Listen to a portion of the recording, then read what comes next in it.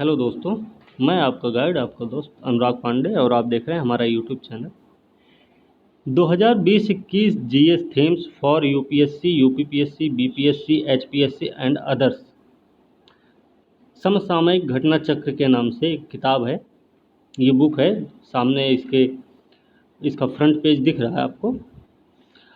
Anupam Mishra sir, जो कि UPPSC 2017 में सेकंड टॉपर रहे हैं, इनके द्वारा सजेस्टेड है।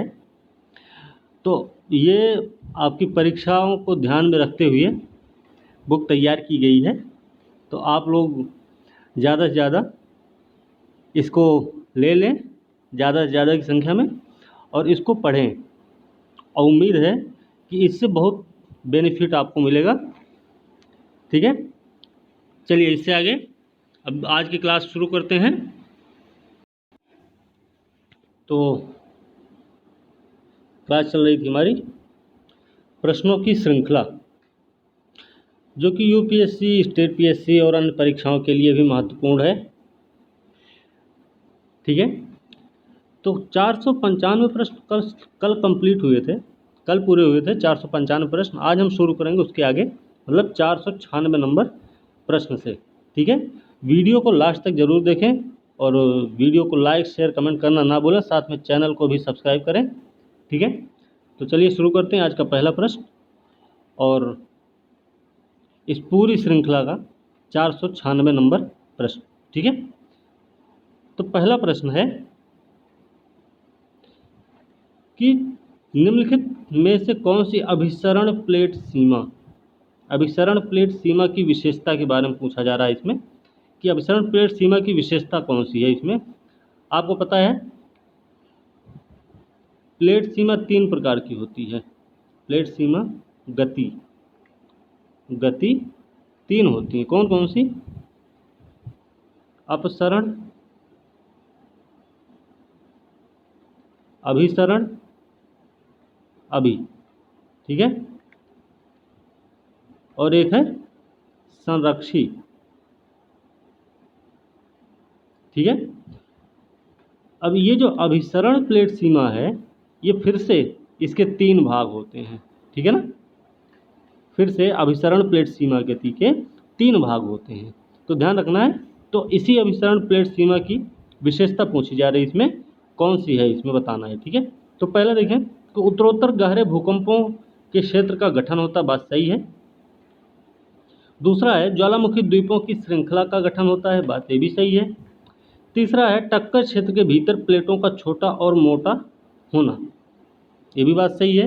ठीक है, तो तीनों स्टेटमेंट इसके सही हैं, इसलिए इसका सही उत्तर हो जाएगा डी।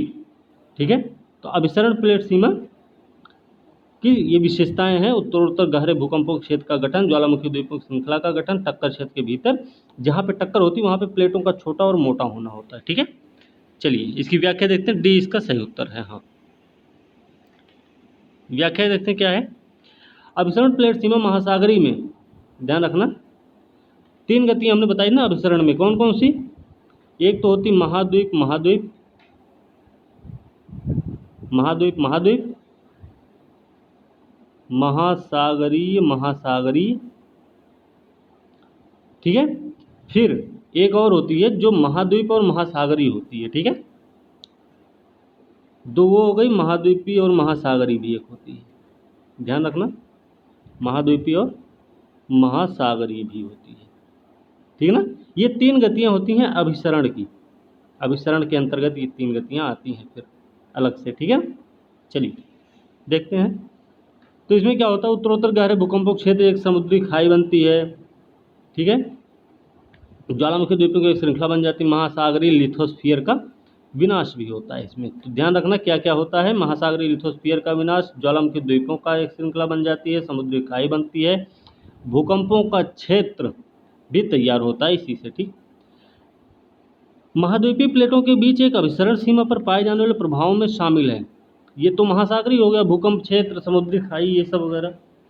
लेकिन महाद्वीपीय प्लेटों के बीच में क्या होता भाई, ये देखना है। महाद्वीपीय प्लेटों के अभिसरण सीमा पर क्या होता है कि तीव्र तह और फॉल्टिंग होती है। यहाँ पे एक व्यापक तह पर्वत श्रृंखला उथले भूकंप गतिविधि टक्कर क्षेत्र के भीतर प्लेटों का छोटा और मोटा होना होता है। ठीक है, तो महाद्वीप क्षेत्र अलग और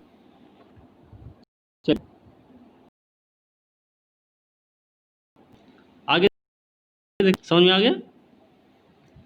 आगे देखते क्या है। ठीक है, अगला प्रश्न है, निम्नलिखित कथनों पर विचार करके बताना कौन सा कथन सही नहीं है। मिड अटलांटिक रिज, मध्य अटलांटिक कटक जो है पर अमेरिकी प्लेट या अमेरिकी प्लेटों को यूरेशियन अफ्रीकी प्लेट से अलग किया गया है, सही है या गलत है? तो मध्य अटलांटिक कटक जो है वो अमेरिकी प्लेटों को यूरेशियन और अफ्रीकी प्लेट से अलग किया है, बात सही है। ठीक है, ये है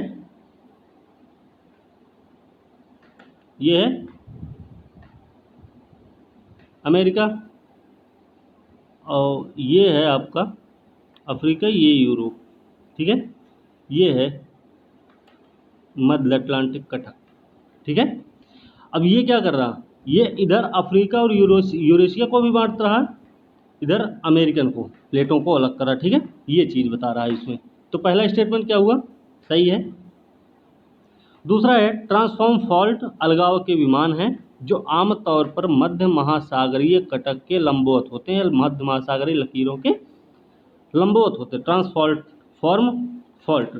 ठीक है, तो ये दोनों ही स्टेटमेंट सही हैं और पूछा गया है कि गलत कौन सा है। गलत पूछा गया है तो गलत एक भी नहीं है इसमें, और जब गलत एक भी नहीं है तो सही उत्तर इसका डी होगा। ठीक, तो सही उत्तर क्या हुआ, डी हो गया, सही उत्तर डी है। ठीक है, चलिए इसकी व्याख्या देखने क्या है। गोताखोर सीमाएं, जिन साइटों पर प्लेटें एक दूसरे से दूर जाती हैं उन्हें फैलाने वाली साइट कहा जाता है। अपसरण सीमा होती है। ठीक है, अपसरण में क्या होता है कि प्लेटें क्या करती है, एक दूसरे से दूर भागती रहती हैं, इस तरीके से, ये इधर भागेगी, ये इधर भागेगी। ठीक है, अभिसरण में क्या होता है, अभिसरण में दोनों, ये इधर आएगी तो ये इधर आएगी। ठीक है, इन दोनों की टक्कर होती है, फिर इनमें टक्कर होने की संभावना कम रहती है फिर। ठीक है, अपसरण में कम रहती, अपसरण में क्योंकि भागती हैं प्लेटें, अभिसरण में एक दूसरे के पास आती रहती हैं, तो उनसे एक दूसरे के अंदर एक दूसरे से उसका जुड़ा होता है उससे। ठीक है, तो ये चीज़ बता रहे हैं उसको ऊपर कि जिन साइटों प्लेटें एक दूसरे से दूर जाती हैं अपसरण प्लेट में, उन्हें फैलाने वाली साइट अपसरण सीमा कहा जाता है। ठीक है, गोताखोर सीमाओं का सबसे प्रसिद्ध उदाहरण मध्य अटलांटिक कटक है। इस पर अमेरिकी प्लेटों को यूरेशियन अफ्रीकी प्लेट से अलग किया जाता है। पहला स्टेटमेंट सही हो गया। ठीक, सीमाएं बदलना क्या होता है, जहाँ क्रस्ट ना तो उत्पन्न होता है और ना ही नष्ट होता, संरक्षी प्लेट सीमा है ये। संरक्षी में क्या होता है, संरक्षी में ना तो विनाश होता है ना तो निर्माण होता है। क्या, ग्रीनलैंड का एग्जाम्पल ले लेना आप। ठीक है, ग्रीनलैंड का एग्जाम्पल सबसे अच्छा है। ठीक है ना, संरक्षी के लिए। तो ना तो उत्पन्न होगा, ना तो मतलब ना तो विकास होगा ना ही विनाश होगा उनका, क्योंकि प्लेट्स एक दूसरे को क्षैतिज रूप से ऐसे, ये ऐसे ही एक दूसरे पे ऐसे ही चलती रहती, ऐसे ही रगड़ करती रहती, ऐसे ऐसे। ठीक है, इस तरीके से, इतना ध्यान रखना है। क्षैतिज रूप से स्लाइड करती हैं। ट्रांसफॉर्म फॉल्ट पृथक्करण के प्लेन है जो आमतौर पर मिडोकैनिक लकीरों के लंबवत होते हैं। ठीक, क्योंकि विस्फोट एक ही समय में पूरे शिखा के साथ नहीं होते, इसलिए पृथ्वी के अक्ष से दूसरे प्लेट के एक हिस्से का अंतर आंदोलन होता है। मतलब एक हिस्से का आंदोलन, हिस्सा क्या होता है,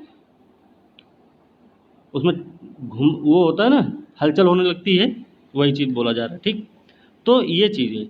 चलिए अगला प्रश्न है, चट्टानों में कौन सी जोड़ी कास्ट स्थलाकृतियों में गुफाओं के गठन के लिए नेतृत्व नहीं करती।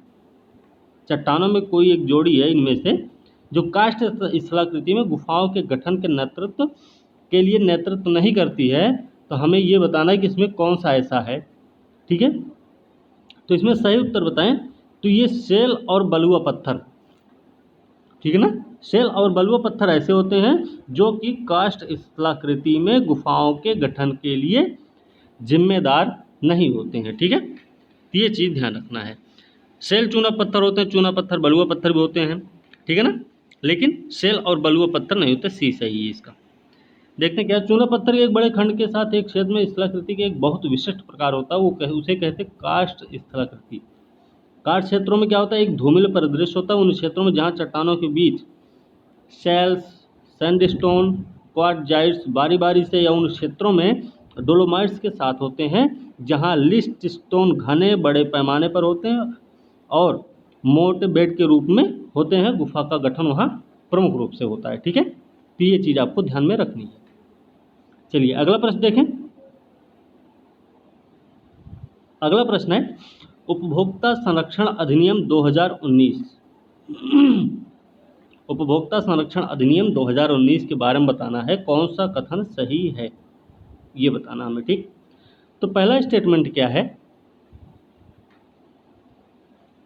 पहला स्टेटमेंट है कि यह केंद्रीय उपभोक्ता संरक्षण प्राधिकरण की स्थापना के लिए जिम्मेदार है, या केंद्रीय उपभोक्ता संरक्षण प्राधिकरण की स्थापना करता है, इसके तहत होती है, ठीक। इस अधिनियम के तहत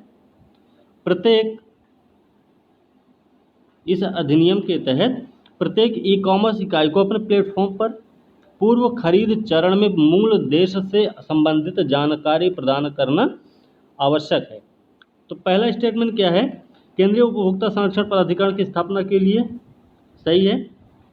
इस अधिनियम के तहत प्रत्येक ई कॉमर्स इकाई को अपने प्लेटफॉर्म पर पूर्व खरीद चरण में मूल देश से संबंधित जानकारी प्रदान करना आवश्यक होता है। दोनों स्टेटमेंट सही है, इसका सही उत्तर इसका सी हो जाएगा, ठीक है। सी इसका सही उत्तर है। उपभोक्ता संरक्षण अधिनियम 2019 20 जुलाई 2020 से लागू होता है। ध्यान रखना कि 20 जुलाई 2020 से लागू है। अधिनियम में उपभोक्ताओं के अधिकारों को बढ़ावा देने, उसकी सुरक्षा करने, उन्हें लागू करने के लिए केंद्रीय उपभोक्ता क्या क्या अधिकारों को बढ़ावा देना है, सुरक्षा करनी है, फिर लागू करना है। इसके लिए क्या है कि केंद्रीय उपभोक्ता संरक्षण प्राधिकरण की स्थापना हुई है। सीसीपीए को उपभोक्ता अधिकारों और संस्थान की शिकायतों या फिर अभियोजन के उल्लंघन की जांच करने, असुरक्षित वस्तु सेवाओं के आदेश को वापस लेने, अनुचित व्यापार प्रथाओं को रोकने, ना ठीक है, भ्रामक विज्ञापनों के आदेश देने, निर्माताओं, एंडोर्सर्स और ग्राहक भ्रामक विज्ञापनों के प्रकाशकों पर जुर्माना लगाने का अधिकार होगा। किसके पास, सीसीपीए के पास, ठीक है। इस अधिनियम के तहत प्रत्येक ई कॉमर्स इकाई को return, refund, exchange, warranty, guarantee, वितरण, शिपमेंट, भुगतान के तरीके, शिकायत निवारण तंत्र, भुगतान के तरीके, भुगतान विधियों की सुरक्षा, चार्ज बैक विकल्प से संबंधित जानकारी प्रदान करना आवश्यक है, ठीक है। इसमें क्या है, मूल देश सहित जो उपभोक्ता को अपने प्लेटफॉर्म पर खरीद के पहले चरण में सूचित निर्णय लेने में सक्षम बनाने के लिए आवश्यक है, ठीक है। तो ये चीज़ आपको ध्यान रखनी है। चलिए अगला प्रश्न है, हाल ही में लॉन्च किया गया मनोदरण पहल है, वो किसके साथ जुड़ा हुआ है, ठीक है। तो मनोदरण पहल है, किसके साथ जुड़ा हुआ है भाई, ये जुड़ा है मानसिक स्वास्थ्य कल्याण के लिए छात्रों को मनोसामाजिक सहायता, ठीक है। किसके साथ, अपने मानसिक स्वास्थ्य और कल्याण के लिए छात्रों को मनोसामाजिक सहायता के साथ जोड़ा गया है मनोदरण पहल को, ठीक है। ये इसका सही उत्तर है। हाँ देखिए, मानव संसाधन विकास मंत्रालय ने किया ऐसा कि मानसिक स्वास्थ्य कल्याण के लिए छात्रों को मानव सामाजिक सहायता प्रदान करने के लिए आत्मनिर्भर भारत अभियान के तहत, ध्यान रखना है कि इसको लॉन्च किया गया है आत्मनिर्भर भारत अभियान के तहत लॉन्च किया गया, शुरू किया गया, ठीक है। मानव पूंजी को मजबूत बनाने, शिक्षा क्षेत्र के लिए उत्पादकता, कुशल सुधार पहलों को बढ़ाने के एक भाग के रूप में आत्मनिर्भर भारत अभियान में, ध्यान रखना, आत्मनिर्भर भारत अभियान में क्या, द्वि मनोदरण पहल को शामिल किया गया है। शामिल क्यों किया गया है कि मानव पूंजी को मजबूत करना है, शिक्षा क्षेत्र के लिए उत्पादकता, कुशल सुधार पहलों को बढ़ाने के लिए एक भाग के रूप में, ठीक है। इन सब के लिए मनोदरण पहल को शुरू किया गया है, वो भी आत्मनिर्भर भारत अभियान के तहत। इस चीज़ को ध्यान में रखना आपको। चलिए अगला प्रश्न देखें। अगला प्रश्न, निम्नलिखित कथनों पर विचार करना, बताना कौन सा कथन सही है, ठीक है। देखते हैं कौन सा कथन सही है। पवित्र कण वनस्पतियों के संरक्षण की पूर्व सीटू पद्धति का हिस्सा है, तो ये गलत है। ठीक है, पहला स्टेटमेंट गलत है। पूर्व सीटू, पूर्व सीटू नहीं, मतलब बाह्य सीटू नहीं, इन सीटू की बात, इन सीटू है। ठीक है, वन संरक्षण अधिनियम 1980 के तहत पवित्र पेड़ों को संरक्षित श्रेणी क्षेत्रों के सामुदायिक भंडार के रूप में शामिल किया गया है, तो ये भी स्टेटमेंट गलत है।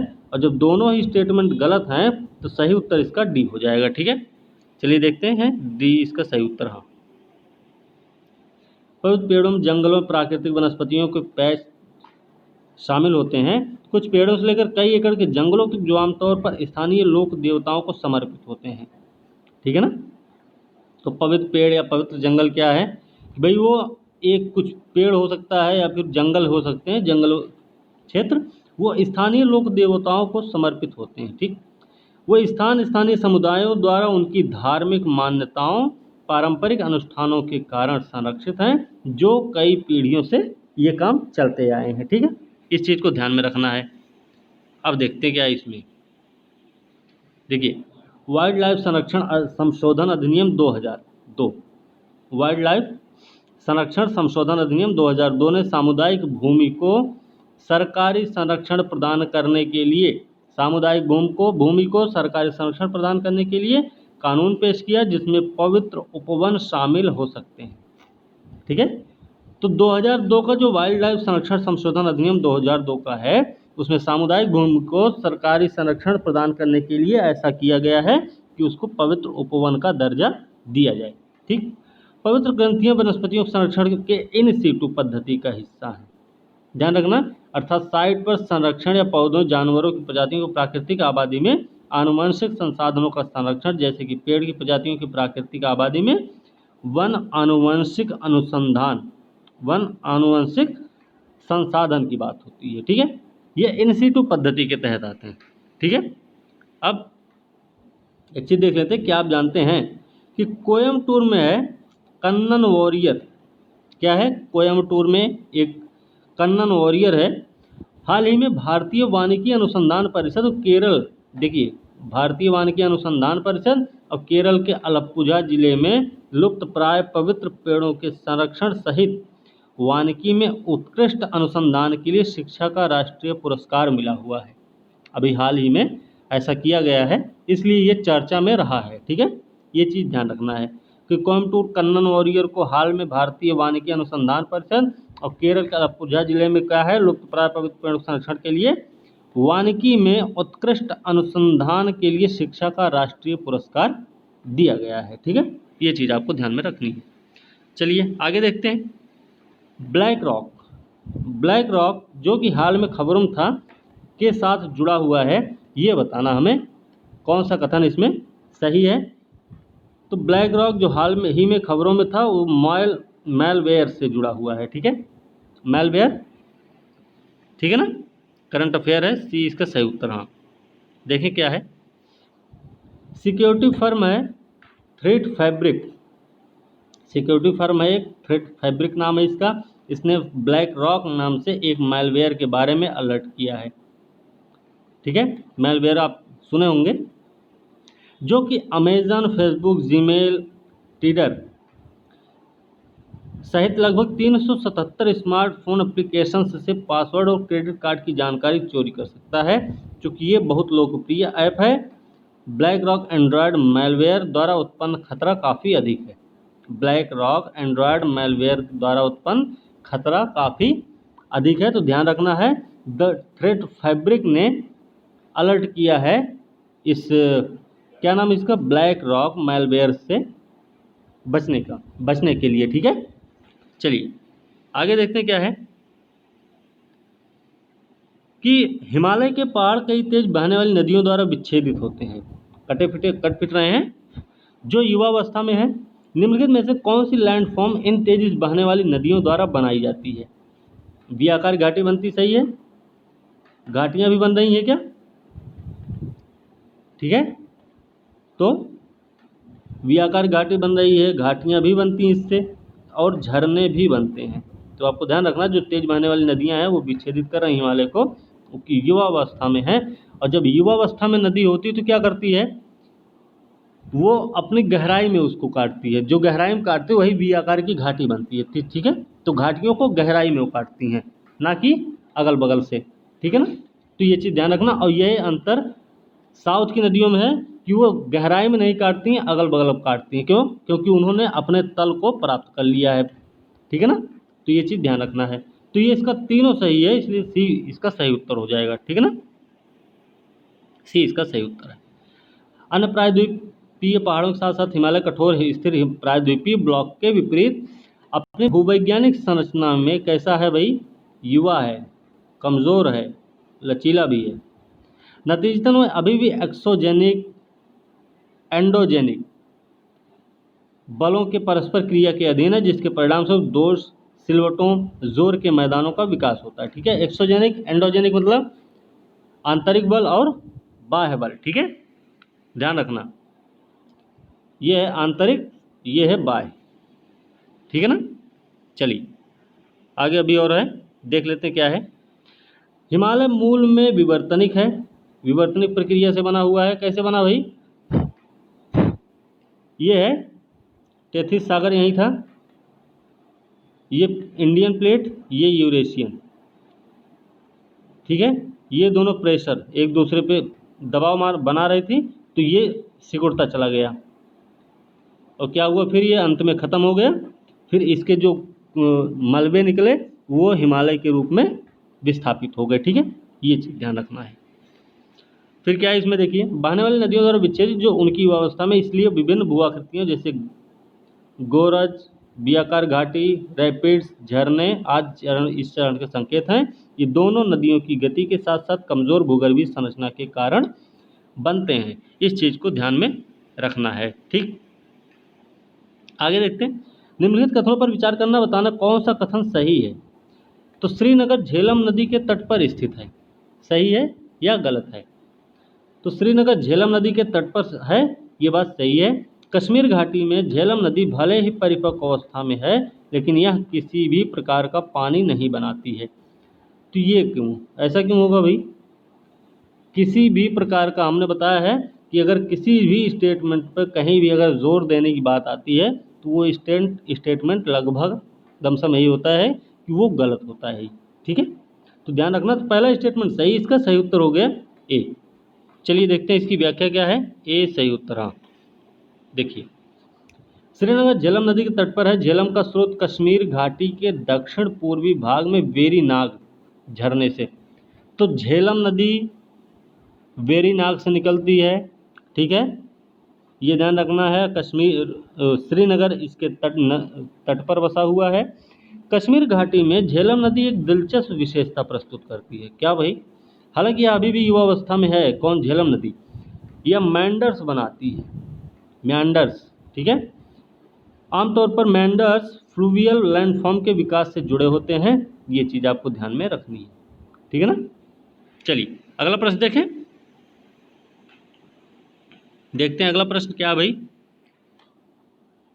अगला प्रश्न है कि निम्नलिखित जोड़ी बतानी, सही ढंग से कौन सी जोड़ी मेल खा रही है। ठीक है, जोड़ी अगर सही नहीं बैठती है तो क्या होता, दिक्कत होती है। ठीक है, तो देखते हैं सही जोड़ी इसकी कौन सी है।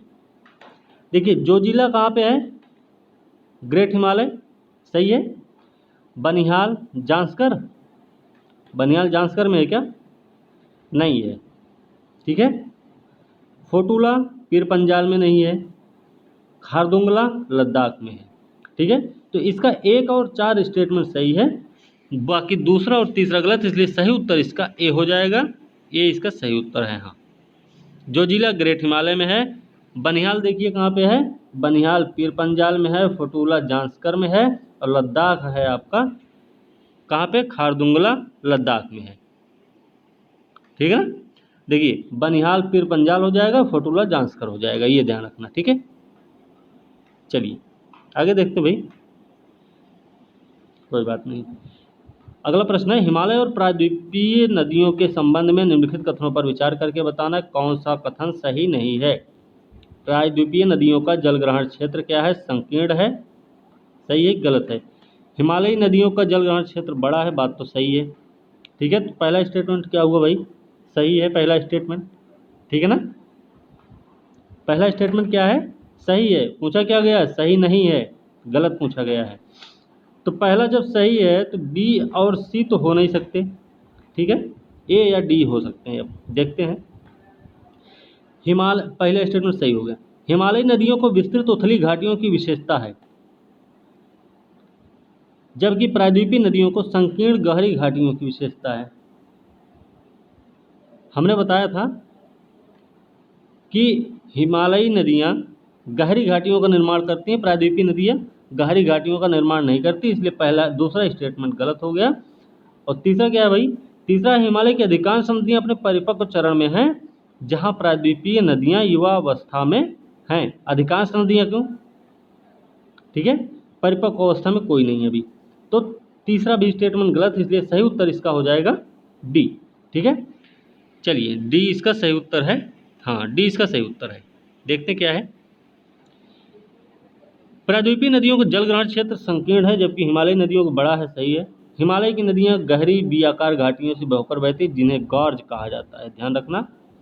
इन घाटों को हिमालय के उत्थान के साथ साथ नीचे की ओर काटकर बनाया जाता है। प्रायद्वीपीय नदियां तुलनात्मक रूप से उथली घाटियों में बहती हैं, ये ध्यान रखना है। और हिमालय की नदियाँ क्या होती हैं, गहरी घाटियों में बहती हैं।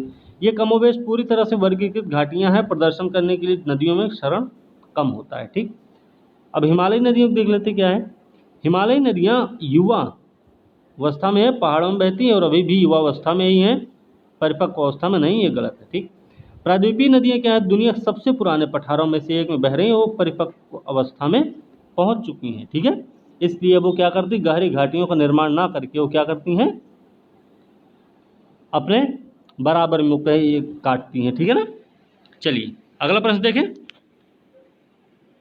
अगला प्रश्न देखते हैं क्या है कि भारतीय मानक समय, इंडियन स्टैंडर्ड टाइम है, 82.5 डिग्री पूर्व से होकर गुजरता है।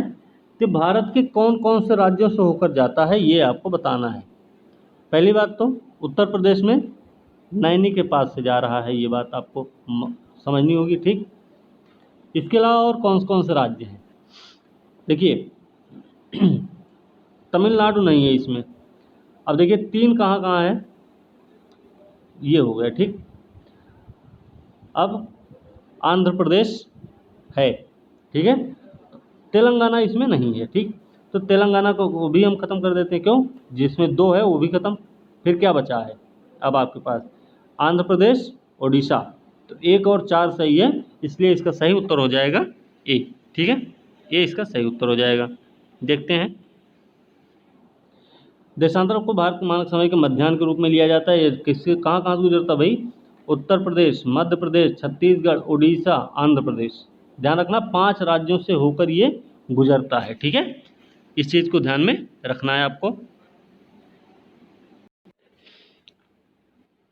तो अगला प्रश्न है 508 नंबर प्रश्न। देखते हैं इसमें क्या है भाई। पश्चिमी घाट और पूर्वी घाट के संबंध में निम्नलिखित कथनों पर विचार करना, बताना है कौन सा कथन सही है, ठीक है। तो देखते हैं कौन सा कथन इसमें सही है। देखिए पश्चिमी घाट की औसत ऊंचाई पूर्वी घाट की तुलना में अधिक है, तो बात तो सही है, ठीक है। पहला स्टेटमेंट क्या है, सही है, पश्चिमी घाट की औसत ऊंचाई जो है पूर्वी घाट की तुलना में अधिक है, पहला स्टेटमेंट सही हुआ। दूसरा स्टेटमेंट क्या है, पूर्वी घाट पश्चिमी घाट की तरह एक सतत श्रृंखला नहीं बनाते हैं। पूर्वी घाट पश्चिमी घाट की तरह एक सतत श्रृंखला नहीं बनाते हैं, तो ये भी सही है, ठीक है ना। पूर्वी घाट एक सतत श्रृंखला क्यों नहीं बनाते हैं, क्योंकि बहुत सारी नदियाँ पूर्वी घाट पे आकर गिरती हैं ऐसे ऐसे, ठीक है।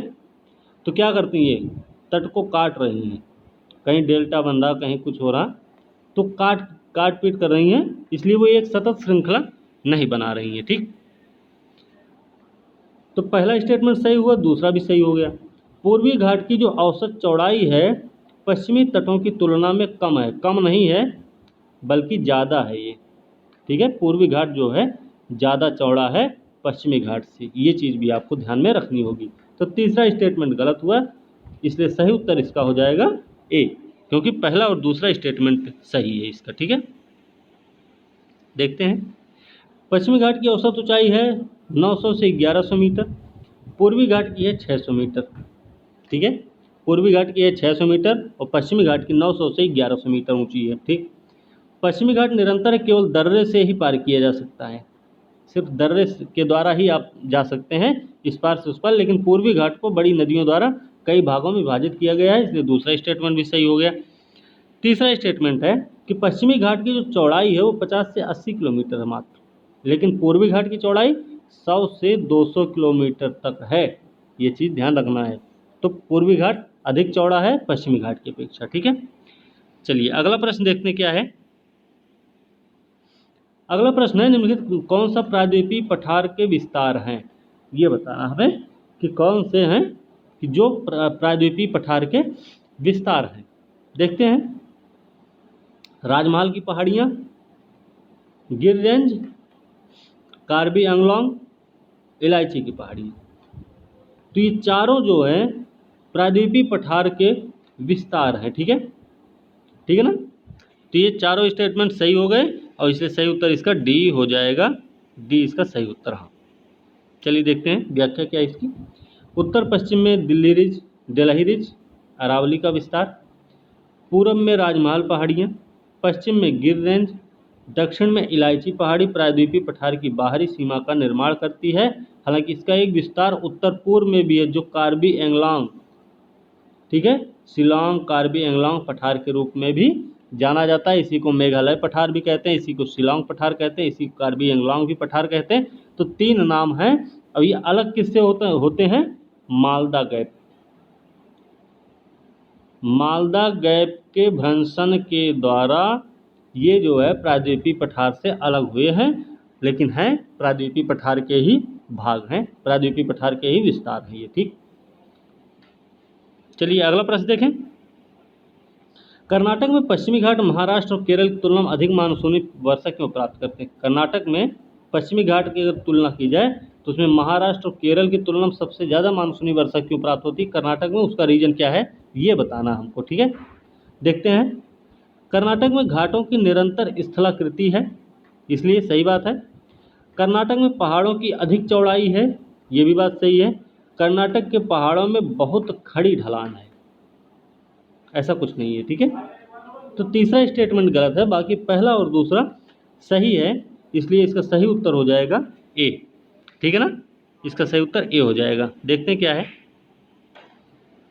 कर्नाटक के पश्चिमी घाटों में महाराष्ट्र केरल तुलना में अधिक मानसूनी वर्षा होती है। निरंतर पर्वत श्रृंखला बारिश से चलने वाली हवाओं के लिए एक बड़ा अवरोध प्रस्तुत करती है, जिसमें एक सीमा होती है, जिसमें बीच में अंतराल वाले पृथक पर्वत होते हैं जहां हवाएं आसानी से लेवट की ओर जा सकती हैं। ठीक, पहला स्टेटमेंट सही।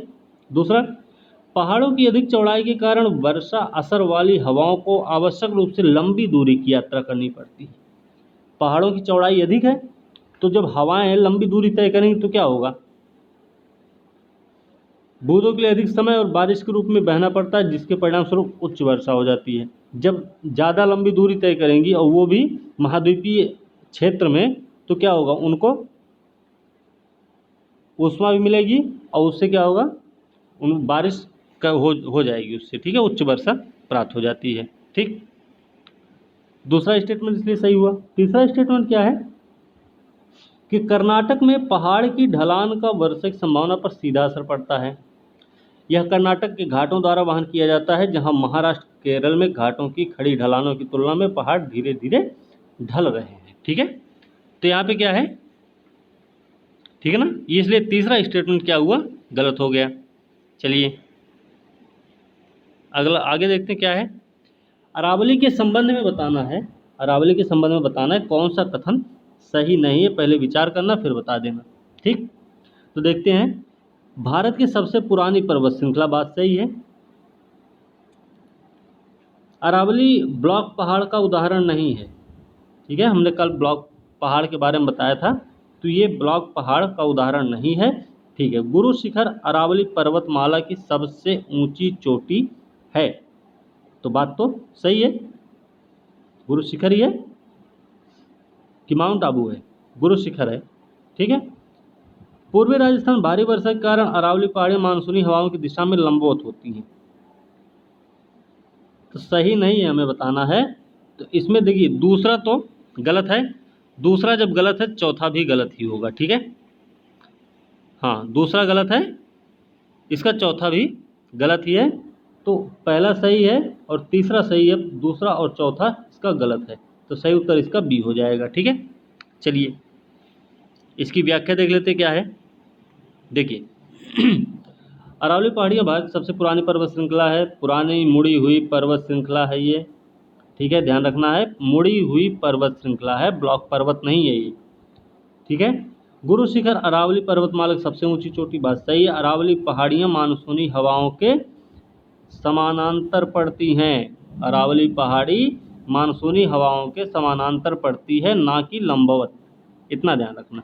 इससे क्या होता है कि बहुत कम बारिश होती है, अगर लंबवत पड़ती है तो बारिश तो होती ही, लेकिन क्या है कि ये समानांतर हैं। अब कोई भी चीज़ है, मान लीजिए एक आपने अवरोध लगा दिया ऐसे, ठीक है, इधर से हवा चल रही है, तो ये कितना हवा रोक सकता है? यहाँ से नहीं, पूरा निकल जाएगी हवा यहीं ऐसे ऐसे करके। लेकिन अगर अवरोध हम ऐसे लगा दें तो क्या होगा? तो ऐसे अगर हवा इधर से आ रही होगी तो क्या होगी? हवा इससे टकराएगी, और टकराएगी तो क्या होगी? वापस लौटेगी, ठीक है, या फिर इधर उधर भागेगी तो क्या होगा? एक दूसरे से टकराएंगी वो हवाएं, ठीक है। ये चीज़ बताए रहे, ठीक है ना। इसीलिए कम बारिश होती है राजस्थान में अरावली की स्थिति के कारण। अरावली की स्थिति जो है वो समानांतर पड़ती है मानसूनी हवाओं के, ठीक है ना। चलिए चलिए कोई नहीं, अगला प्रश्न है, नीचे दिए गए कथनों में से कौन सा पश्चिमी तटीय मैदान के संबंध में सही नहीं है? देखिए सही उत्तर डी बताया गया है, इसमें टाइम नहीं लगाएंगे। यह आकस्मिक तटीय मैदान का एक उदाहरण है, तो यही है जो कि सही नहीं। बाकी संकीर्ण बेल्ट है, सही है। पूर्वी तटीय मैदान में अपेक्षाकृत कम वर्षा होती है, लेकिन पश्चिमी तटीय में भारी होती, बात ये भी सही है। मालाबार तट को छोड़ दिया जाए तो पश्चिमी तट का मैदान सकरा है, सांस्कृतिक रूप से समृद्ध नहीं है, ठीक है। पश्चिमी तट का मैदान सांस्कृतिक रूप से समृद्ध नहीं है। तो तीनों स्टेटमेंट सही, लेकिन चौथा गलत है, क्योंकि ये आकस्मिक तटीय मैदान का उदाहरण नहीं है। अब देखते हैं इसमें क्या है। देखिए पश्चिमी तटीय मैदान जलमग्न तटीय मैदान उभरता नहीं, ठीक है, जलमग्न तटीय मैदान का उदाहरण है, ध्यान रखना है किसका? जलमग्न तटीय मैदान का उदाहरण है। यह बंदरगाहों के विकास के लिए प्राकृतिक स्थिति प्रदान करता है, ये भी बात सही है, ठीक है। तो इसलिए ध्यान रखना है क्या क्या स्थिति है इसकी। चलिए अगला प्रश्न है, चुनाव आयोग द्वारा अनुपस्थित मतदाता की एक अवधारणा पेश की गई है, अनुपस्थित मतदाता की एक अवधारणा पेश की गई है और पोस्टल बैलेट पेपर के माध्यम से मतदाता की सुविधा दी गई है। अनुपस्थिति मतदाता में शामिल कौन कौन है? ठीक है, कल हमने क्या बताया था? कल भी हमने कुछ ऐसे ही प्रश्न बताए थे आपको, ठीक है, तो सेम है, लेकिन इससे प्रश्न का तरीका जो है वो अलग है, ठीक है ना, ये चीज़ ध्यान रखना।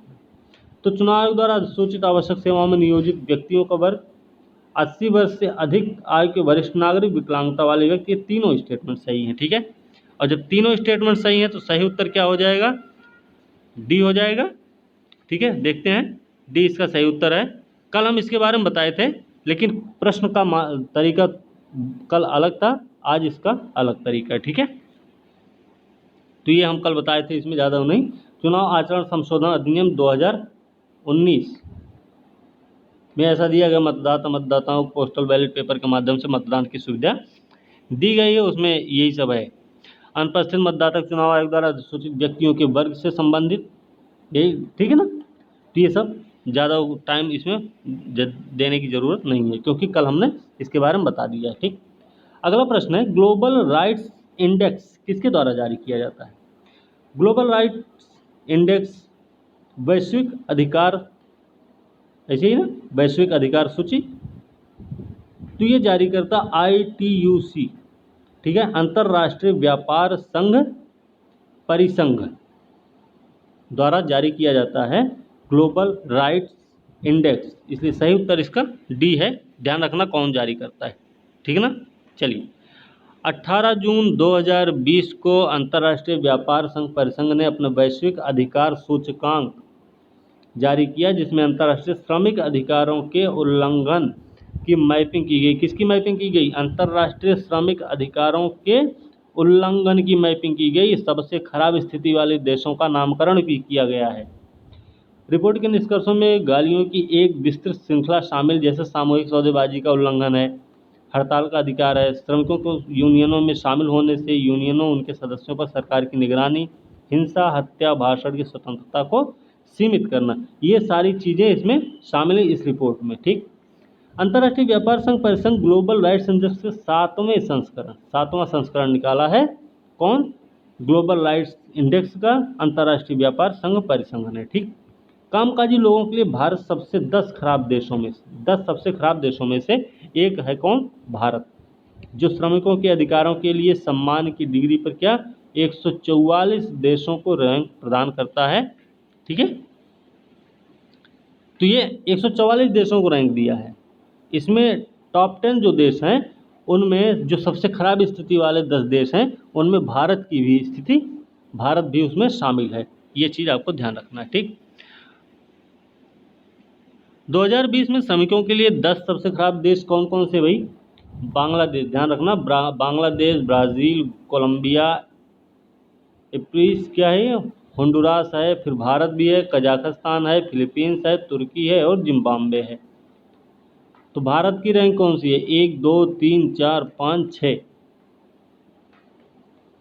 छठी रैंक है भारत की। तो भारत 6वें नंबर पे ऐसे देश में ऐसा देश है, छठा ऐसा देश है जहाँ की स्थिति ग्लोबल राइट्स इंडेक्स के हिसाब से सबसे खराब है। ठीक है, तो भारत की स्थिति क्या है? इसमें 6वां पायदान है भारत का, ध्यान रखना है। और सबसे खराब स्थिति हमारे पड़ोसी हैं। कौन? बांग्लादेश भाई। ठीक है, बाकी हमसे अच्छी स्थिति पाकिस्तान की भी होगी, नेपाल, भूटान की भी होगी, श्रीलंका की भी है, म्यांमार की भी है। ठीक है, हमारे पड़ोसी देश हैं सब। ठीक है ना, तो ध्यान रखना सबसे खराब स्थिति में 6वां स्थान भारत को मिला हुआ है इसमें। ठीक है, चलिए अगला प्रश्न देखते हैं क्या है। उपभोक्ता संरक्षण अधिनियम 2019 संबंध में बताना है। अभी देखिए इसी संबंधित हमने एक प्रश्न ऊपर पढ़ा है। ठीक है, कंफ्यूज नहीं होना। 2019 संबंध में बताना निम्नलिखित कथनों पर सही कौन सा है।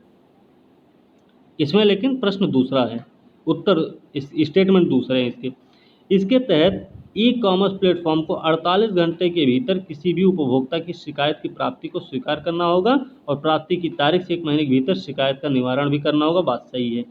ठीक है, पहला स्टेटमेंट क्या है? सही है। ठीक है, दूसरा, यह ई कॉमर्स कंपनियों को माल या सेवाओं की कीमत में हेरफेर करने से, अनुचित कीमतों के माध्यम से अनुचित लाभ प्राप्त करने से रोकता है। इसलिए दोनों स्टेटमेंट सही हुए, और जब दोनों स्टेटमेंट सही हुए, सही पूछा गया है, तो इसका सही उत्तर हो जाएगा सी। ठीक है, देखते हैं क्या है।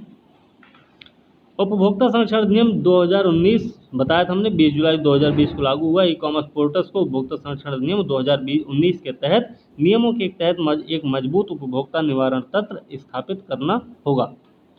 ई कॉमर्स प्लेटफॉर्म को भी 48 घंटों के भीतर किसी भी उपभोक्ता शिकायत की प्राप्ति को स्वीकार करना होगा। इसके तहत प्राप्ति की तारीख, शिकायत अगर मिल रही है तो उसकी तारीख से 1 महीने के भीतर शिकायत का निवारण भी करना होगा। तो 48 घंटा याद रखना है, 48 आवर्स और 30 दिन, 48 घंटा 30 दिन। ठीक है, ये ध्यान रखना है। उपभोक्ता शिकायत निवारण के लिए एक शिकायत अधिकारी भी नियुक्त करना होगा। ठीक है, यह ई कॉमर्स कंपनियों को अनुसूचित मूल्य के माध्यम से अनुचित कीमतों पर लाभ प्राप्त करने के लिए माल या सेवाओं की कीमत में हेरफेर करने से भी रोकता है। तो ये इसकी व्याख्या थी। ठीक है, और आगे चलें, 5 प्रश्न और देख लें। चलिए और देख लेते हैं। देखिए, इसमें बताना हॉर्न ऑफ अफ्रीका का हिस्सा है। हॉर्न ऑफ अफ्रीका का हिस्सा कौन कौन सा है ये बताना हमें। ठीक है ना, देखते हैं कौन कौन सा है हॉर्न ऑफ अफ्रीका में शामिल। इथियोपिया है, सोमालिया है, जिबूती है और इरिट्रिया है। ठीक, तो भाई ये चारों देश हैं। ठीक है, अब इसमें बताना है कि इथियोपिया क्या है, लैंड लॉक्ड कंट्री है, लैंड लॉक्ड कंट्री है, ठीक है। इसमें ये बताना है कि इथियोपिया का कि दो सबसे बड़े समुदाय कौन कौन से हैं। एक हम बता देते हैं, टिग्राइन ग्रुप है। एक बता देते हैं, क्या नाम है, टिग्राइन ग्रुप है। दूसरे का नाम बताना है आपको, स्टेटमेंट में बताना है कि इथियोपिया का एक ग्रुप है टिग्राइन, तो दूसरा कौन सा है, ठीक है। ये आपके लिए प्रश्न है। चलिए, ठीक है, इसमें कुछ और नहीं बताना था। देखिए, अगला प्रश्न है कि निम्नलिखित कथनों पर विचार करके बताना कौन सा कथन सही नहीं है। तो पूर्वी घाट तुलना पश्चिमी घाट की घाट ऊंचाई में कम है। ऊपर औसत ऊंचाई थी, नीचे ऊंचाई हो गई, ठीक।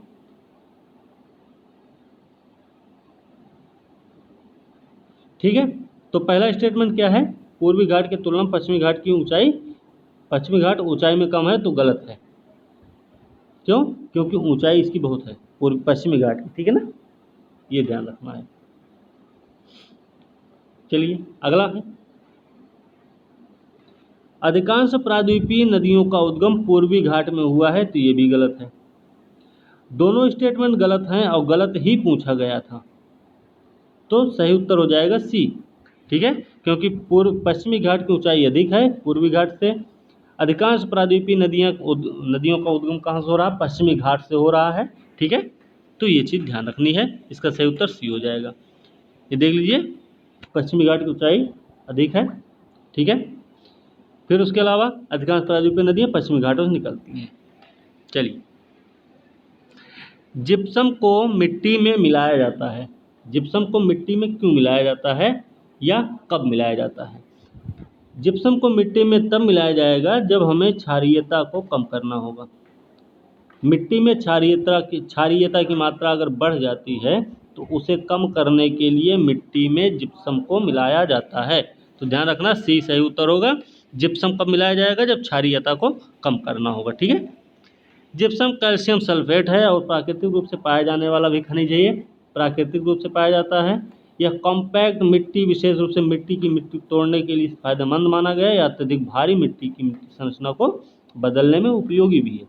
जो यातायात, बाढ़, फसल के ऊपर बस अत्यधिक अपक्षय द्वारा प्रभावित हुई या उनकी क्षारीयता को क्या करता भाई, कम करता है, क्या, जिप्सम, ठीक है। चलिए, अगला प्रश्न देखते हैं। अगला प्रश्न है, जल निकासी पैटर्न है। जल निकासी पैटर्न के बारे में निम्नलिखित कथनों में कौन सा कथन सही है, ये बताना हमें, ठीक है। तो इसमें देखिए, रेडियल ड्रेनेज पैटर्न तब बनता है जब एक नदी एक पहाड़ी से निकलती है और सभी दिशाओं में बहती है। एक नदी एक पहाड़ी से निकलेगी और जब सभी दिशाओं में बहेगी, ऐसे, यही होगा, ठीक है। नदियों झील के अवसाद से सभी दिशाओं से अपने पानी का निर्वहन करने पर डेंड्रिटिक ड्रेनेज पैटर्न बनता है। तो ये पहला स्टेटमेंट सही है, इसका सही उत्तर होगा, ठीक है। रेडियल ड्रेनेज पैटर्न कब बनता है, जब नदी किसी पहाड़ी से निकलती है और फिर सभी दिशाओं में बहती, वही होता है रेडियल ड्रेनेज पैटर्न, ठीक है। तो इसका सही उत्तर ए है, ठीक है ना, ए, हाँ, इसका सही उत्तर ए है। देखते हैं, व्याख्या भी देख लें। देखिए, रेडियल ड्रेनेज पैटर्न कब बनता है भाई, जब नदी एक पहाड़ी से निकलती है और सभी दिशाओं में बहती, ठीक। सेंट्रीपेटल ड्रेनेज पैटर्न कब बनता है, जब नदियाँ किसी झील अवसाद में सभी दिशाओं से अपने पानी का निर्वहन करती हैं, ठीक है। एक तो ये हो गया कि एक पहाड़ी से निकल के ऐसे ऐसे बह रही हैं सब चारों तरफ, ठीक। एक क्या है कि ऐसे ये झील है, ऐसे आ रही नदी, इसमें मिल रही सब सब इससे मिलेंगी, ठीक है। ये क्या है, सेंट्रीपेटल। सेंट्रीपेटल मतलब सेंटर है, तो सेंटर में आके सब गिर जाती हैं, ठीक है। अगला है, ट्रेली जल निकासी पैटर्न कब बनता है, जब प्राथमिक सहायक नदियां एक दूसरे के समानांतर बहती हैं और द्वितीयक सहायक नदियां उन्हें समकोण पर काटती हैं। ऐसे बह रही हैं, ऐसे आके काट दी, ठीक है, ये चीज़। तो ये है ट्रेली जल निकासी पैटर्न। अगला है डेंड्रिटिक ड्रेनेज पैटर्न कब बनता है? जब ड्रेनेज पैटर्न एक पेड़ की शाखाओं जैसा दिखता हो, कोई भी कुछ भी हो जाए उसमें, ऐसे ऐसे दिखे जब, ठीक है। ये है आपका डेंड्रिटिक ड्रेनेज पैटर्न, ठीक है। चलिए देखते हैं अगला क्या है। निम्नलिखित में से किस शहर में दोपहर के समय सूर्य की चमक ओवरहेड नहीं देखी जा सकती है? सूर्य की चमक को ओवरहेड नहीं देखा जा सकता है, वह कौन सा शहर है? तो शहर है इसमें हैदराबाद है, मुंबई है, चेन्नई है, और एक और स्टेटमेंट होगा दिल्ली। ये चार हैं, इनमें से बताइए कहाँ कौन सा ऐसा शहर है जहाँ पे दोपहर के समय में सूर्य की चमक ओवरहेड मतलब सीधे नहीं देखी जा सकती है? तो इसका सही उत्तर है दिल्ली। रीजन क्या है? रीजन देखते हैं। दिल्ली इसका सही उत्तर है डी। हैदराबाद, मुंबई, चेन्नई, दिल्ली होगा। हाँ दिल्ली, दिल्ली, हाँ दिल्ली, ये ठीक है। देखते हैं क्यों। देखिए कर्क रेखा और मकर रेखा के बीच के सभी अक्षांशों पर साल में कम से कम एक बार ऐसा होता है। कब? कर्क रेखा और मकर रेखा के बीच में। दिल्ली कहाँ है? दिल्ली तो इधर कहीं है ना, दूर पड़ जाती कर्क रेखा से। कम से कम एक बार मध्य दिवस का सूर्य बिल्कुल ऊपर होता है, इसलिए दिल्ली को छोड़कर दिए गए विकल्पों में शेष तीन कर्क रेखा मकर रेखा के बीच में दिन के सूर्य एक वर्ष में कम से कम एक बार ऊपर होते हैं। दिल्ली भूमध्य रेखा से थोड़ी दूर है, इससे इस लाइन से बहुत दूर है दिल्ली, ठीक है। इसलिए सूर्य सिर के ऊपर से थोड़ा झुका होता है, ठीक है।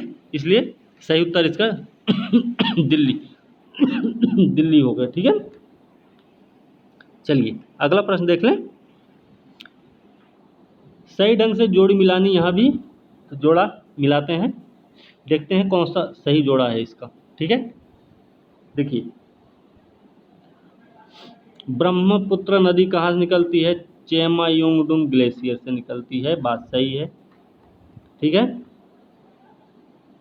सांगपो बोलते हैं इसको, तिब्बत में सांपू भी बोलते हैं, ठीक है, ध्यान रखना है।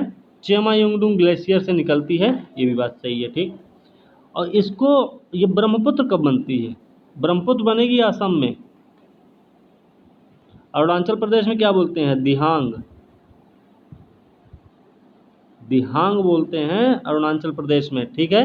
क्योंकि जब ये भारत में प्रवेश करती है तो उससे पहले ये सांगपो होती है, जैसे भारत में प्रवेश करती है ये बन जाती है दिहांग, और आसाम में आते ही इसका नाम रख दिया जाता है ब्रह्मपुत्र, ठीक है।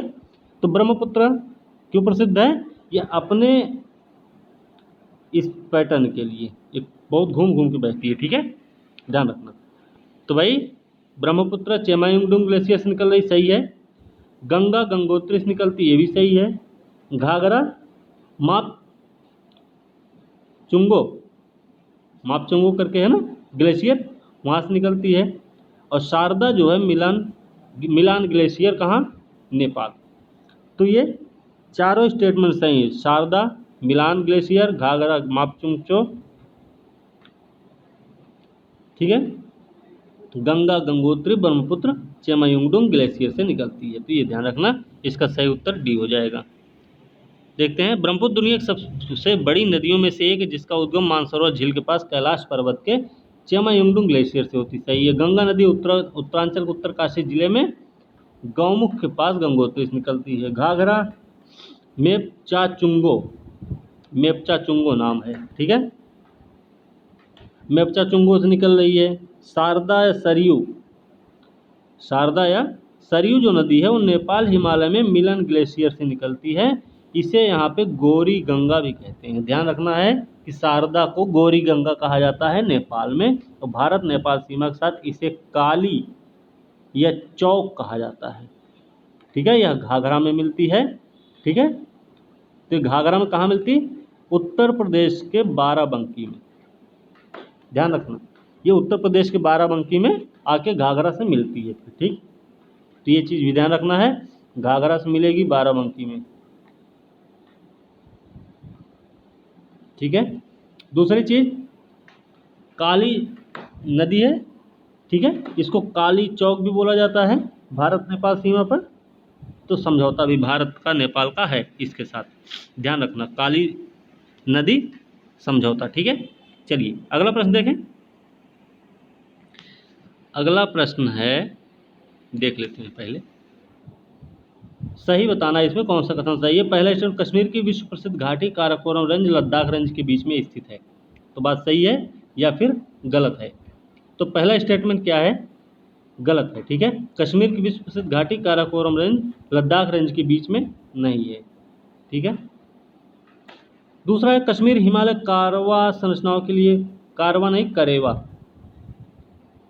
करेवा जाफरान की खेती होती ना इसमें, तो करेवा के लिए प्रसिद्ध है, ये बात सही है। और करेवा क्या है, करेवा नदी निक्षेप वाले क्षेत्र होते हैं। करेवा जो है वो नदी निक्षेप के क्षेत्र होते हैं, जाफरान की खेती के लिए प्रसिद्ध स्थल है ये।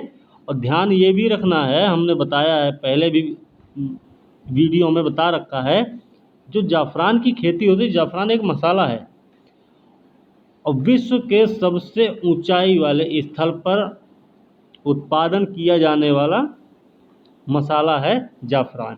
ठीक है, ये ध्यान रखना है कि सबसे ऊंचाई पर, सबसे ज़्यादा ऊंचाई पर अगर कोई मसाले का उत्पादन किया जाता है तो वो जाफरान ही है, और वो कहाँ पे होता है, कश्मीर के करेवा मैदान में। ठीक है ना, तो ये चीज़ ध्यान रखना है। तो इसका पहला स्टेटमेंट गलत था, दूसरा सही है, इसलिए सही उत्तर इसका बी हो जाएगा। ठीक है ना, बी इसका सही उत्तर है। अब देखिए, ग्रेट हिमालय पीर पंजाल रेंज के बीच में है कश्मीर घाटी, पीर पंजाल और ग्रेट हिमालय के बीच में है। ठीक है ना, कश्मीर घाटी भी है, यहीं पे डल झील भी है। ठीक, कश्मीर हिमालय करेवा संरचनाओं के लिए प्रसिद्ध, जो केसर, केसर की स्थानीय किस्म जाफरान के लिए प्रसिद्ध है। ध्यान रखना इस चीज़ को। अभी हमने जो बताया एक और फैक्ट कि सबसे ज़्यादा ऊंचाई पर उत्पादित मसाला है जाफरान। ठीक है ना, चलिए अगला प्रश्न है, कौन सबसे अच्छा डुअर्स, डुअर्स को परिभाषित करता, डुअर्स मतलब दुआर। ठीक है, दुआर क्षेत्र सुना होगा आपने, दुआर क्षेत्र, गांव में दुआर क्षेत्र नहीं, दुआर क्षेत्र ये अलग वाला दुआर क्षेत्र। ठीक है, चलिए देखते हैं क्या है।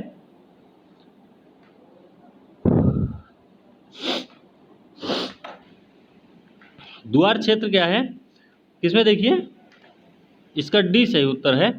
उत्तर पूर्वी भारत में जलोढ़ जलप्रपात जो हिमालय की बाहरी तलहटी के दक्षिण में, हिमालय की बाहरी तलहटी के दक्षिण में और ब्रह्मपुत्र नदी के बेसिन के उत्तर में स्थित है। मतलब ये हिमालय का ये पाद प्रदेश, ठीक है, और ये है ब्रह्मपुत्र, इसका दक्षिणी भाग ये हुआ, इसका उत्तरी भाग ये हुआ, तो ये बीच वाला दुआर क्षेत्र है। ठीक है, यही है दुआर क्षेत्र, ध्यान रखना है।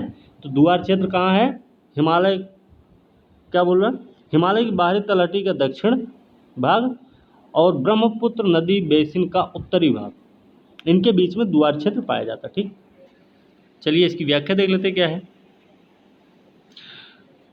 डुअर्स या डुआर्स पूर्वोत्तर भारत में जलोढ़ बाढ़ के मैदान है, ये ध्यान रखना है। पूर्व हिमालय की बाहरी तलहटी के दक्षिण ब्रह्मपुत्र नदी बेसिन के उत्तर में है। यह 30 किलोमीटर चौड़ा है, लगभग लगभग 30 किलोमीटर चौड़ा है। पश्चिम बंगाल में तीस्ता नदी से लेकर, पश्चिम बंगाल में तीस्ता नदी से लेकर आसाम की धनसरी नदी तक, धनसरी ब्रह्मपुत्र की सहायक नदी है, हमने बताया भी है इससे पहले। ठीक है, 350 किलोमीटर तक फैला हुआ है। यह क्षेत्र भूटान का प्रवेश द्वार बनाता है। ठीक है, यही दुआर क्षेत्र जो है भूटान का प्रवेश द्वार भी बनाता है। यह तराई डुआर सवाना घास के मैदानों का हिस्सा भी है, ये भी चीज़ ध्यान रखना है। तो तराई मैदान का भी हिस्सा है ये, और घास के मैदानों का भी हिस्सा है। ठीक, अब किसी बताना है, ये इन कथनों पे ये कुछ दिए गए हैं, 4 स्टेटमेंट दिए गए हैं, बताना इनमें से किसके बारे में बताया गया है। ठीक है, तो देखते हैं ये किसके बारे में बताया गया है। क्षेत्र दलदली है, इसमें भूमिगत धाराएं फिर से उभर आती हैं। ठीक है, भूमिगत धाराएं मतलब नदियां कहीं लुप्त होती होंगी, फिर से वापस यहीं पे उभर जाती हैं आके। ठीक है, इस क्षेत्र के जंगलों को साफ कर दिया गया है और गहन कृषि का अभ्यास किया जा रहा है, मतलब गहन कृषि की जा रही है अब यहाँ पे। ठीक है, यह क्षेत्र मच्छरों और मक्खियों के प्रजनन के लिए अनुकूल माना जाता है। तो ये चारों स्टेटमेंट जो दिए गए हैं ये किसके बारे में सही है? भाबर, बांगर, तराई, खादर। तो हम बताएं कि नदी कहाँ पे फिर से उभरती है? तो तराई क्षेत्र में उभर के आती है। ठीक है, तो यही सही उत्तर इसका सी हो गया। ठीक है, चलिए देखते हैं, इसका सही उत्तर सी है। हाँ, तराई जो है भाबर के दक्षिण में है। ठीक है, तराई कहाँ है? भाबर के दक्षिण भाग में है। ये भाबर, ये तराई। ठीक, 15 से 30 किलोमीटर चौड़ा होता है तराई क्षेत्र। पश्चिम से पूर्व की ओर इसकी चौड़ाई बढ़ती जा रही। पश्चिम से अगर पूर्व की ओर हम जाएंगे, मतलब अगर हम उत्तर प्रदेश से निकलेंगे, कहाँ जाएंगे? आसाम की तरफ, तो चौड़ाई इसकी बढ़ती जाएगी। ठीक है ना, ये हमने एक एग्जाम्पल दिया है। यह भाबर मैदान के विपरीत है। भाबर मैदान के विपरीत मतलब भाबर का पूरब से पश्चिम की तरफ चौड़ाई बढ़ रही है, इसकी पश्चिम से पूर्व की तरफ चौड़ाई बढ़ रही। ठीक, हो गई बात खत्म, क्लियर। यह अत्यधिक नमी, घने जंगल, समृद्ध वन्य जीवन, मलेरिया जलवायु का एक क्षेत्र है। ठीक है, यह क्षेत्र उन नदियों के रूप में बना जो भाबर के मैदानी इलाकों में जलमग्न हो गई थी। ठीक है, ये चीज़ आपको ध्यान रखनी है, ये सब चीज़ें। ठीक है ना, आगे भी है अभी। उत्तर के अधिकांश राज्य जैसे हरियाणा से लेकर बिहार तक तराई के जंगलों को साफ कर दिया गया है। ठीक है, हरियाणा से लेकर बिहार तक मतलब उत्तर प्रदेश भी उसमें है। ऐसा नहीं कि हरियाणा है फिर बिहार आ गया। ठीक है, क्योंकि उस बीच में उत्तर प्रदेश भी है। और अब कृषि के लिए मैदानों का उपयोग किया जाता है। तराई बेल्ट गन्ना, चावल, गेहूं, मक्का, तेल के बीज, दाल, चारे की खेती के लिए जाना जाता है। ये भी ध्यान रखना, तराई क्षेत्र में क्या क्या फसल उगाई जाती है, किन क्षेत्र फसलों के लिए जाना जाता है। ठीक है, अगला प्रश्न है, मेघालय पठार के बारे में बताना है, कौन सा कथन सही नहीं है? तो यह उत्तर पूर्वी भारत में हिमालय की सीमा का विस्तार है। बात सही है या फिर गलत है? क्या पूछा गया? सही नहीं मतलब गलत कौन सा, ये बताना हमें।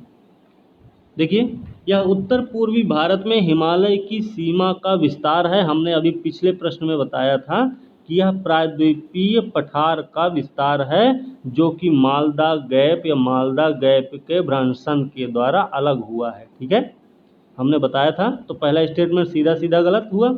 इसी को मेघालय पठार, शिलांग पठार, कार्बी एंगलोंग पठार भी कहा जाता है। ये भी चीज़ ध्यान रखना है। मालदा गैप के द्वारा प्रायद्वीपीय पठार से अलग हुआ है, ये भी बात सही है। तो ध्यान रखना है कि प्रायद्वीपीय पठार का विस्तार है ये। ठीक, हिमालय का विस्तार नहीं है। इसे गारो राजमहल गैप द्वारा प्रायद्वीपीय पठार से अलग किया गया, ये बात तो सही है। दूसरा स्टेटमेंट सही, तीसरे पे जा रहा। ठीक है, दूसरा स्टेटमेंट सही है। तीसरा, ब्रह्मपुत्र जमा उपजाऊ जलोढ़ मिट्टी से भरा हुआ है, तीसरा स्टेटमेंट भी गलत है। ठीक है ना, क्योंकि ब्रह्मपुत्र के द्वारा नहीं, अगर ब्रह्मपुत्र नदी तंत्र बोला जाता तो बात सही होती, लेकिन सिर्फ ब्रह्मपुत्र की बात हो रही, इसलिए ये स्टेटमेंट भी गलत है। तो पहला और तीसरा गलत है, इसका सही उत्तर हो जाएगा बी। ठीक है ना, तो देखते हैं बी इसका सही उत्तर है। हाँ, देखिए, प्रायद्वीपीय पठार मेघालय शिलांग पठार राजमहल पहाड़ियों से आगे पूर्व में फैला हुआ। ठीक है, गारो राजमहल गैप मेघालय पठार को मुख्य ब्लॉक से अलग रखता है। इस अंतर का गठन डाउन फॉल्टिंग, क्या सामान्य गलती में क्या करें, पृथ्वी का एक ब्लॉक नीचे की ओर स्लाइड हो गया, डाउन फॉल्टिंग हुई है, डाउन फॉल्टिंग के चलते ऐसा हुआ है। ठीक है, यह बाद में गंगा ब्रह्मपुत्र द्वारा जमा तलछट से भर गया था, ये ध्यान रखना। ठीक है, तो इसका सही उत्तर क्या था? बी था। तो उम्मीद है कि वीडियो आपको अच्छी लगी है, और वीडियो अच्छी लगी, जो हमने प्रश्न पूछा था उसके बारे में बताना जरूर है कि इथियोपिया के जो दो बड़े समुदाय हैं, एक तो टिग्राइन है, दूसरे समुदाय का नाम क्या है, उसको कमेंट में ज़रूर बताना और ध्यान से बताना है। ठीक, वीडियो को लाइक शेयर कमेंट करें, साथ में चैनल को सब्सक्राइब करना ना भूलें। अब हम अगली वीडियो के साथ कल मिलेंगे, तब तक के लिए धन्यवाद।